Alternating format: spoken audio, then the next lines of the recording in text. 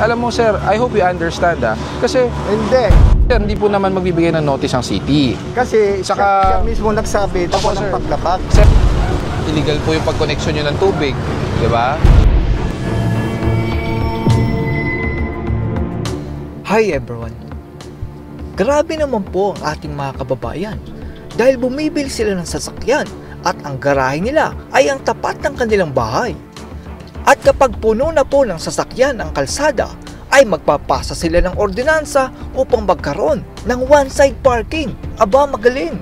Sa video na ito ay panoorin natin ang kalmadong pagpapaliwanag ni Sir Gabriel Go at MMDA sa mga nakaparking sa kalsada. Panoorin natin ang video na ito. So, nandito po tayo at 11:30 in the morning. So, we're here in Barangay Mariana, specifically 12th Street, na kung saan wala pong parking dapat dito. And aside from that, may naabutan po tayo ilang mga sasakyan na naka-illegal park na nga po, and they are still occupying the sidewalk. So, alam naman po natin ang sidewalk is meant for pedestrians po yan. Nahuli ang pahinante ng L300 dahil minamaneho niya ang sasakyan kahit wala naman siyang lisensya. Paano nagmaneho yan ng walang lisensya?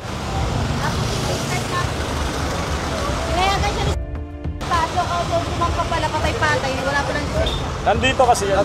Paano ka nagmaneho ng wala kang lisensya? Sino ang driver? Tapos ikaw ang sumampa? Hindi sir, Siya ang sumampa. Ikaw ang driver. Nandun sa loob. Tapos ikaw ang sumampa. Yung pala wala kang lisensya. Kahit itabi mo, once na sumampa ka sa isang motor vehicle, dapat may lisensya ka. Marunong ka ba magmaneho? Medyo lang. Oh, yun ang problema. Hindi kayo marunong magmaneho. Sa tingin ko hindi ito unang beses na ikaw nag-aatras sa bante niyan. Ngayon na po sana nagtatrabaho po kami dyan sir. Ha? Ngayon na po sana kasi nagtatrabaho po. Oo, pero dapat hindi nandito. Kung nagtatrabaho ka dyan sa loob ng tower na yan, sa loob ng parking, hindi dito sa labas. Po ako ng permit sir nag-process pa ako Dapat sa loob kayo pumarada, hindi sa labas. Baka pwede mo sana sir. Pinasampahan mo sa walang lisensya, kasalanan niya yan. Pasensya na sir. Alam niyo yan dapat, di kayo nagmamaneho nang wala kayong lisensya.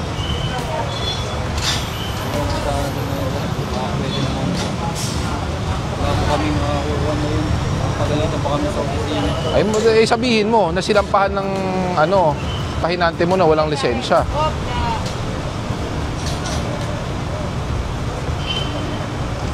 Ginawa namang lutuan ng bangketa at illegal pa ang koneksyon ng kanilang tubig. Hindi nyo na ito mga ito. Maupuan. Nay, huwag nyo na po kukunin. Kumpiskay na po namin. Pakibitawan na po. Napagsabihan na po kayo ng isang araw.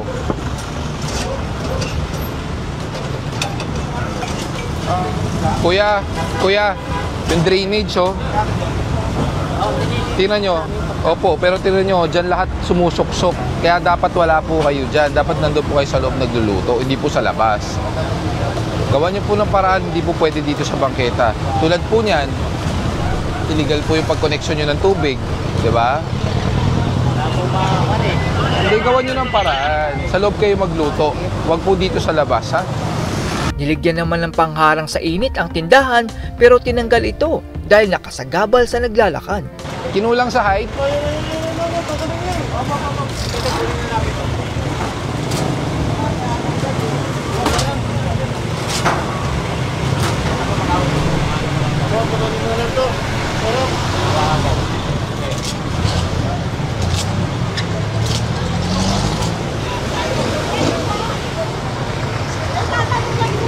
Ano po yun? Ano po ba? Ano dapat sa...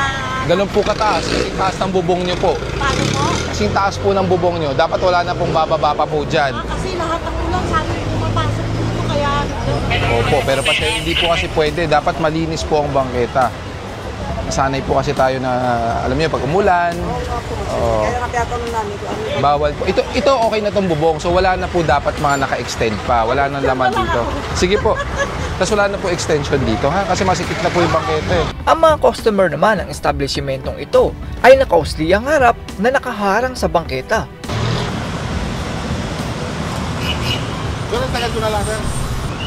Kahit isagad mo, hindi ka magkakasya.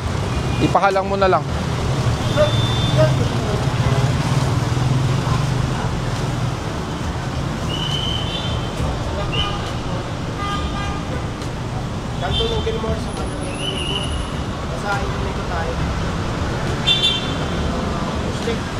motor eh, no? Yan, pwede pang i-atras yan eh. Hindi lang in-atras.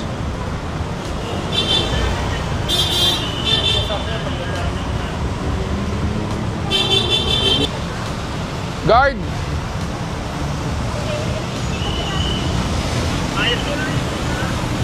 Siya ba manager? Lagpas. Can I speak to you?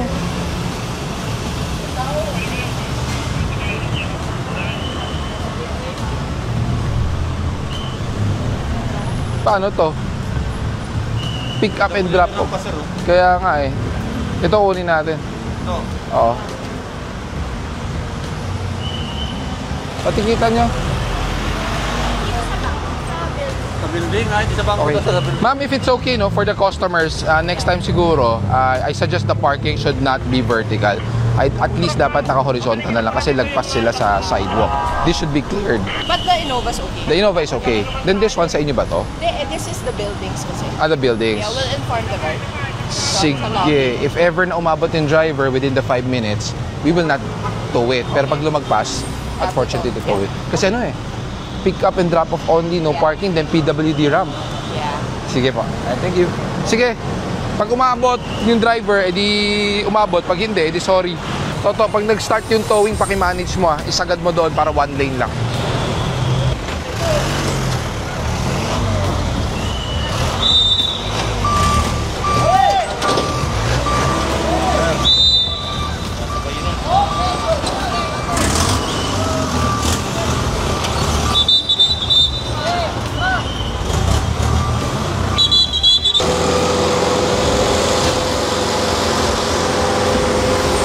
Up! Up! Up!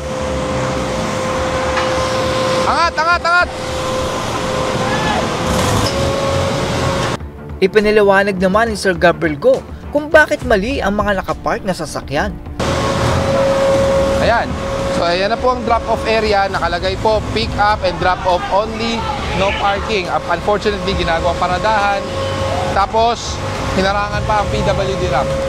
Pakikita natin yung dalawang sasakyan na tinow po natin. They're not only obstructing the sidewalk, but napakalaki po ng sign na nakalagay, pick up and drop off only, no parking. And aside from that, kung titingnan nyo po, meron pong PWD ramp doon na pinagbabawal pong harangan po yan. Hindi lang po sa Republic Act 4136 but also Accessibility Act. Pinagbabawal pong harangan yung mga fire hydrants, yung mga sidewalks, and lalong-lalo na po ang mga PWD ramps po natin. May isang lalaki naman na may ordinansa daw sila ng one-side parking pero nakamamangha ang magaling na pagpapaliwanag ni Sir Gabriel Go. Eh, alam mo sir, I hope you understand kasi Hindi.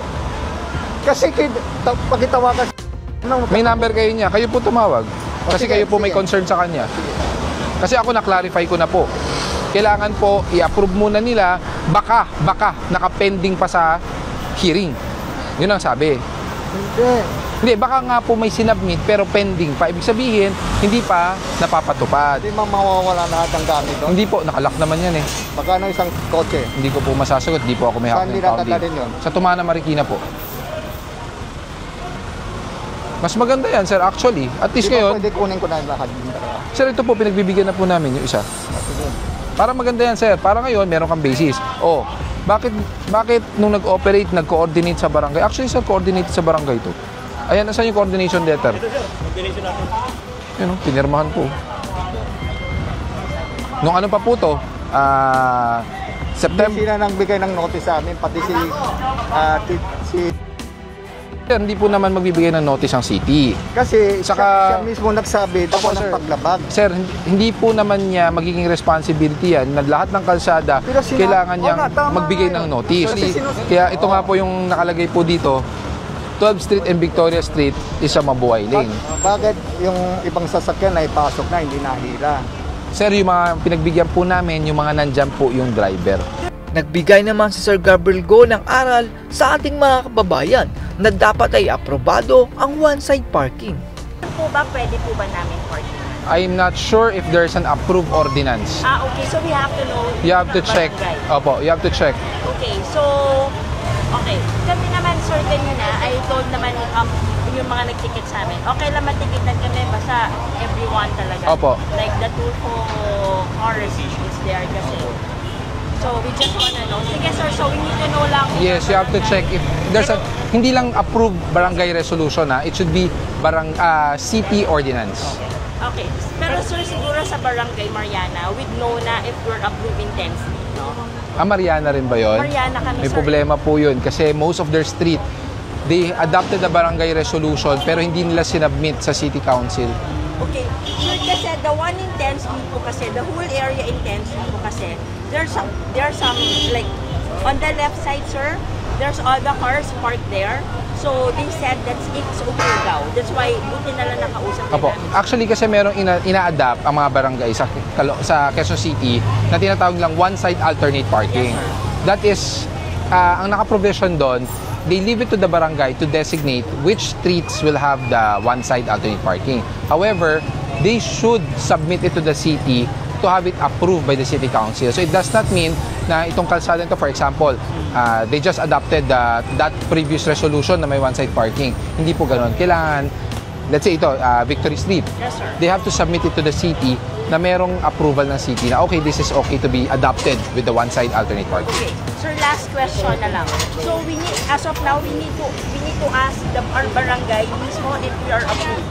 Alright, sir. Thank Yes you for po, that. thank you. Pakinggan naman natin ang aral na sinabi ni Sir Gabriel Go tungkol sa one-side parking ordinance. Okay, so just a brief explanation, no? Kadalasan nagkakaroon po tayo ng uncertainty sa mga parking or designated parking. Ganito po yan.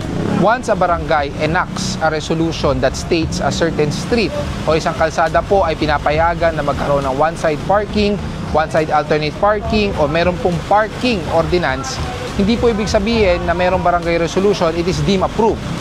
Automatically, pag ginawa po ang resolution ng barangay, ito po ay dapat iaakyat sa konseho or sa city council for it to be approved.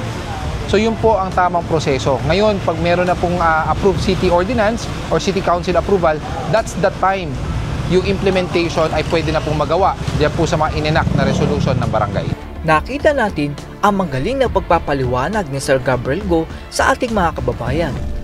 Ang akin po dito ay dapat magkaroon tayo ng batas na bago bigyan ng permit ang pagpapagawa ng bahay ay dapat meron itong garahe na plano sa bahay. Halos lahat naman po kasi ng bahay ay merong garahe talaga na nakadisenyo. Pero ang ginagawa sa garaheng space ay extension ng salas, extension ng kwarto at minsan ay kusina. Kaya kapag dumating ang araw at panahon na bibili ang pamilya ng sasakyan ay wala na silang garahe. Dahil naging extension na ng kanilang bahay. Ngayon ay hindi na nila maipapagawa ang kanilang bahay dahil masisira ang pundasyon dahil ginawa na nila itong extension ng salas, kwarto, or kusina. Kaya sa tingin ko, kung bibigyan ng permit sa construction ng bahay, ay dapat meron itong plano na garahe sa bahay. At dahil doon ay maiiwasan natin itong mga street parking na ito. Ang hirap po kasi sa ating mga kababayan ay bibili kayo ng sasakyan tapos ituturing yung garahe ang tapat ng inyong bahay. Hindi po kasama sa inyong titulo ng lupa ang kalsada sa harap ng inyong bahay. Isa po itong pampublikong daanan na dapat gamitin ng mga sasakyan. That's all everyone. Salamat sa inyong panonood. This is Chuck and you're watching Biker Drone.